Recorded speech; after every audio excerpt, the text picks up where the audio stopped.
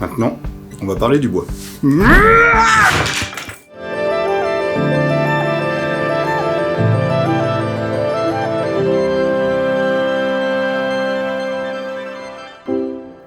À cette étape, il s'agit de tracer le contour de nos platines sur les plaquettes en bois afin de pouvoir les découper, de percer et de fraiser pour faire rentrer la tête de vis dans le manche.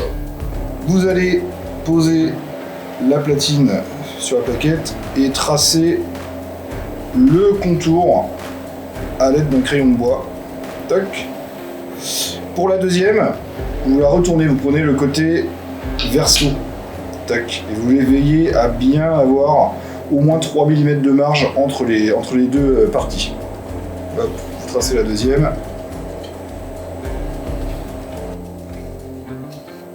Et voilà. Maintenant, on va pouvoir découper. Pour cette étape, je ne serai pas tout seul à travailler. Je vous présente Antoine. C'est mon commis. C'est lui qui va faire toutes les découpes, les perçages. Salut. Pour découper les plaquettes, vous allez pouvoir utiliser une scie à ruban, si vous avez une scie à ruban, une scie à chantourner, que ce soit manuelle ou une électrique. Vous pouvez aussi utiliser une scie sauteuse en fixant bien vos plaquettes sur l'établi.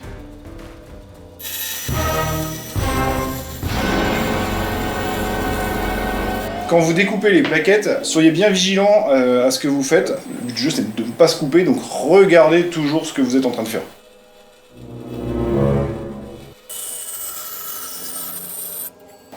Une fois que c'est découpé, il va falloir faire le marquage des 3 axes qui sont dans le milieu sur la platine, parce que c'est là que vous allez venir visser votre manche.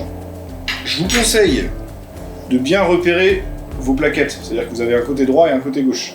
Alors vous pouvez soit considérer que la partie où il y a la marque, ça va être le côté extérieur, c'est le côté qu'on va voir sur le couteau au final, mais je vous conseille quand même de marquer dessus au moins un E pour extérieur. Voilà.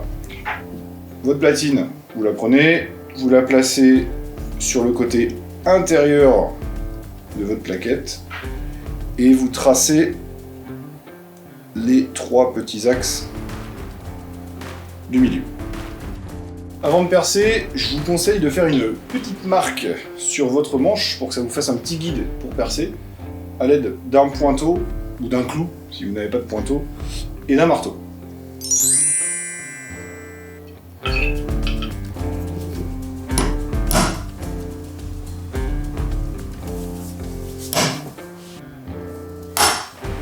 Voilà.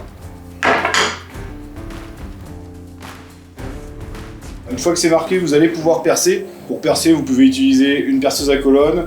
Si vous n'avez pas de perceuse à colonne, vous pouvez utiliser une perceuse. Attention d'être bien droit quand vous percez. Attention de bien maintenir votre pièce quand vous percez, parce que sinon ça peut tourner.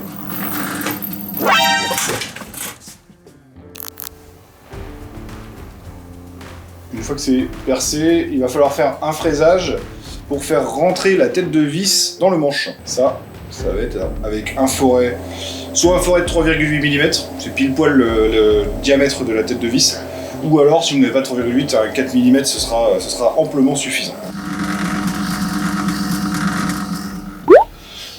Au fait, le fraisage c'est sur le côté extérieur, et relisez bien la notice avant de le faire, ce fraisage, il y a des petites profondeurs à respecter.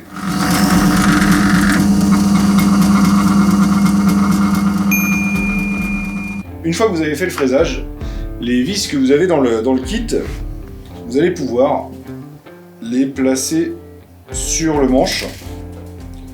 Et si votre fraisage est un petit peu plus profond, vous pouvez vérifier en vissant les plaquettes sur les platines afin de voir si ça dépasse sur le côté intérieur.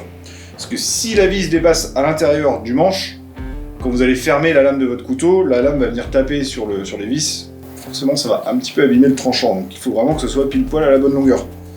Si jamais ça dépasse, avec une lime ou avec un touret, enfin ce que vous avez chez vous pour meuler, vous pouvez limer ce qui dépasse de la vis. Une fois que vous avez vérifié que vos vis ne dépassent pas des platines, vous libérez les platines, vous les dévissez afin de pouvoir faire l'assemblage des pièces métalliques. Voilà, ça sera dans une prochaine vidéo. Donc vous prenez une platine et un clou de 2 mm de diamètre. Vous venez enfermer le ressort entre les deux platines.